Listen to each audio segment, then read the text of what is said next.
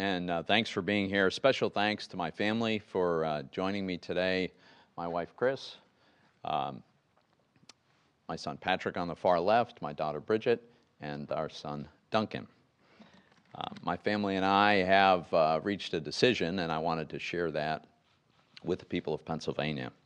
And that is that I will not be running for re-election in 2022, and I will not be running for governor. I will serve out the remainder of my term for a little over 2 years that are left to the current term. And after that, my plan is to go back to the private sector. I want to say very clearly that representing the people of Pennsylvania, this big, beautiful, complicated, diverse state, has been an extraordinary, amazing honor. It still is. And it's been by far the highlight of my professional life. The reasons that I've reached this decision are not political, they're personal. The decision is consistent with the long-held view I've had in support of term limits. I committed myself to limiting my terms in the House. I didn't do that in the Senate, but I always thought that I'd probably serve just 2 terms, and often mentioned that along the way. But the real reasons are, by the time I finish this term, I will have been in public office for 18 years. Over a 24-year period. There was a 6-year hiatus, but even then, I was very involved in government and politics, running the Club for Growth, and spending 2 of those years running for the Senate. 18 years is a long time. And, you know, all of that time, our family has lived in Pennsylvania. That was the right decision for our family. And I've spent as little time as I can in Washington, coming back home as quickly as I can after the end of official business. But it still ends up being a lot of time away from home. And I'm looking forward to more time back at home. I have no specific plans, and I'm not going to spend time or energy thinking about what I'll do later until a good 2 years from now, because I've got a lot of work still ahead of me. I'm really pleased with the work I've been able to do. These past 10 years have been extraordinary. I've focused on policies that I believe will help maximize opportunity and prosperity in Pennsylvania and across the country. I was grateful to be able to play a significant role on the tax reform and regulatory relief, trade policy. Across Pennsylvania, Senator Casey and I have developed a great working relationship in filling vacancies on our federal bench, and he and I together have outpaced every other divided delegation and almost every other delegation in the Senate in the category of filling vacancies on the federal bench, and we've done so with just some wonderful, talented people across Pennsylvania. Fighting the opioid crisis, fighting for victims of crime, standing with the police and law enforcement. These are some of the things I've focused on, and I will continue to focus on over the course of these next 2 years. There'll also be another time further down the road when I'll have a chance to give proper recognition and express my appreciation to the people who have made my service possible. So, literally millions of supporters across Pennsylvania to whom I will always be grateful for this opportunity. The staff that works for me across the Commonwealth as well as in Washington, there's no doubt in my mind I've got the best staff in Washington. They are just incredibly talented, capable men and women who get up every day and work as hard as they can to serve the people of Pennsylvania and our country, and they do a phenomenal job. And most of all, my family, especially my wife, Chris, she and our family made a lot of unseen sacrifices over the years so that I would be able to pursue this passion. But as I say, I've got 2 years left, and my intention is to work as hard as I possibly can. I will have the luxury, in a way, of not having a campaign to manage at the same time. It is my hope that I'll be the chairman of the Senate Banking Committee, because I am hopeful and cautiously optimistic that my Republican colleagues will prevail in a number of tough races and we will be in the majority. And I hope to be serving these last 2 years with President Donald Trump having been reelected. I support his campaign, I support his reelection, and I'm looking forward to the great things that he and a Republican-controlled Senate, together with a House of whatever political configuration it ends up being, what we can accomplish in the years ahead. And with that, I'd be happy to take a couple of questions. Senator, what role did what was a very difficult debate last week, most of the country seems to believe, the president's diagnosis of having COVID-19, being in the hospital, and what appears to be difficult messaging around what his condition is. What role did that play in you deciding not to run again? That played absolutely no role whatsoever. I reached this decision before the president was diagnosed. So no role whatsoever. Why announce this now? Yeah, that's a good question. So the reason I decided to announce this is because in recent weeks especially, I've been getting phone calls almost on a daily basis from people who have said, I want to help you run for governor. I want to help your reelection campaign. I want to host a fundraiser. I want to reach out to this group of folks. There's many, many different ways that people from all over Pennsylvania have been reaching out. And once I reach the decision, I need to be candid with them. And I feel like I should be candid with everybody. So that's the main reason. I've made a decision. It's not going to change. And so I want to let everybody know. How long has your mind been made up? Not very long. You know, I don't know exactly, but Days, weeks? days, couple of weeks, something like that. Are there any specific Republicans you think are best to run for governor? So I have not thought a lot about that. I suspect we will have quite a number of candidates, at least initially, and I am very confident we will field a terrific candidate, and I look forward to supporting that candidate. Senator, for the past 3 years, you and your Republican colleagues have often had to answer questions about something the president has done or tweeted or said. How much did that weigh on your decision, the idea that you would have to continue to do that? Yeah, let me be very clear. That had no bearing whatsoever. You know, I've decided early on that I am not responsible for the president's Twitter feeds. I am not responsible for editing his comments in any given medium. I work with this president on a regular basis. It's a very constructive working relationship, and when I've disagreed with him, which I have, I haven't been bashful about saying so. But that has nothing to do with this decision. Did you think you could win statewide? Do I think I could win statewide? So I don't want this to come across the wrong way.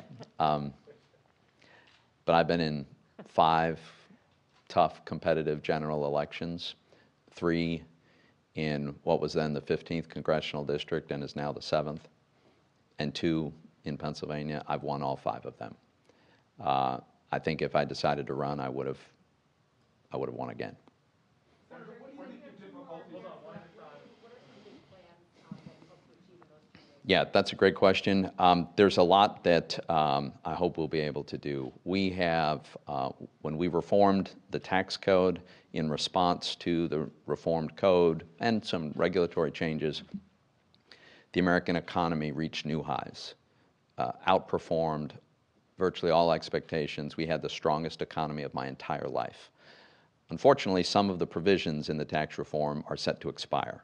So one of the most constructive things we can do to help people get back to work and to have higher wages is to make those provisions permanent. We've also got an opportunity to expand economic opportunity through more trade. I would like to see our country pursue free trade agreements with the UK, with the EU, with many countries in Asia. It is very, very good for us economically to do that. It'll also be good geopolitically as a way to bring allied countries together to strengthen our ability to stand up to bad behavior on the part of the Chinese Communist government. That's going to be important. If I do get a chance to chair the Banking Committee, there's some really important work I'd like to do in that space. We still have Fannie Mae and Freddie Mac in conservatorship. This is the great unfinished work of the financial crisis, and I would like to bring an end to the status of those two giants. I'd also like to see if there are ways, I know there are ways, I'd like us to be able to expand opportunities for middle-income Americans to be investors at lower costs and with more opportunities for them to benefit from a generally growing economy. There's very exciting things happening in technology, fintech, payment systems, the possibility of a digital currency. All of these things are really important and exciting changes, and they're going to require some new legislation, some new regulation, and all of those are things that I look forward to working on in these next 2 years. Senator, do you still believe that, considering there are, I think, 3 members of the U.S. Senate now who've contracted COVID-19, maybe more, that Judge Barrett should have hearings and be voted on prior to the election or even close to after the election, considering the contracting of COVID in the U.S. Senate? So it has very, very long been the custom in the United States that when the two organs of government responsible for the Supreme Court, for populating the court, that is to say the president who nominates and the Senate that confirms, when those two institutions are led by the same party, then nominees are confirmed in whether it's a presidential year or not. So I think we should go forward on this. I think we can absolutely do it safely. I have every confidence that Senator Lindsey Graham, who will be responsible for conducting the Judiciary Committee hearings, will do so in a way that keeps people safe, but I think we should go ahead and proceed with that. And a vote prior to the election? I think it's likely that we vote prior to the election, and I think when we have finished this process, we should vote. Senator, you've been a very strong proponent of mask wearing. Before, most people were talking about it. We're wearing them here today. But we know that the president has not consistently worn a mask. Those with him on his staff have not consistently worn masks. When you look at what happened with that Rose Garden ceremony, and when you look at the behavior of the president and those around him, did this put people in danger? I'm not sure the answer to that. I think the White House policy has been a combination of very, very frequent and vigorous testing, social distancing, mask wearing, and yes, there are, I'm sure, have been lapses along the way in the compliance with all of those things. But I do continue to encourage people to wear masks. You're right. I think it was back in March when I was sequestering myself in our basement, and I was convinced that mask wearing would reduce the risk of transmission, and so we did a little video making that case, and I'm glad to see that mask wearing generally has really caught on. Do you expect to see a change in the president's rhetoric? I don't know. You'd have to ask the president. Yeah. You touched on this, but you said you made this decision pretty recently. Specifically, what was the thinking in announcing now versus waiting a few weeks from now until after the results of the election? Yeah, it was, as I said earlier, as we approached the election, there was increasing interest in the next cycle. That happens. And as the only elected statewide Republican other than judges, it was understandable that people would ask me what my plans were. And as people were offering support and there was increasing discussion about it, I just wanted to be candid with people. And once I made my decision, I thought it's best to let people know, and if I'm going to let some people know, I should let everybody know. I also think, frankly, it will be helpful for Republicans across the state who are thinking about running either for the Senate or for governor to have a little more time to lay out their plan, get organized, and launch their campaigns. Senator Toomey, you tried to get the expansion of background checks over the finish line. That didn't happen. The divisiveness in the country right now, gridlock in Washington, President Trump aside, how much did that influence your decision? Yeah, that really wasn't what it was about. It's really more about 18 years is a long period of time in a person's life. And I have no regrets about the decisions that I've made to pursue this. but I'll be finished 2 years from now after I work as hard as I can to have 2 really good, productive years. I would also just mention, there's no question we are extremely polarized, and that manifests itself in Congress all the time. But when we were in a full-blown crisis, Congress came together and we passed absolutely unprecedented legislation on a massive scale. We did it quickly, and we did it, I think, unanimously.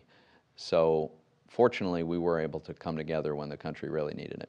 Senator, what will you be doing to help Donald Trump win Pennsylvania this year? I will cooperate in whatever ways the campaign asks me to. Have you made any public appearances on his behalf? I've made public appearances with the president. I have not been a surrogate speaker per se, if that's what your question is, but I'm open to however the campaign would like to use me. Have you spoken to the president about your decision? I've not. I put a call into the president as it happened very, very shortly before he was diagnosed. I think he's got other things to be thinking about right now, and I wish him well in a full and speedy recovery. I'm encouraged by the good news we've been hearing most recently about his condition, and I'm sure I'll speak with him soon. Thank you all very much. I appreciate it.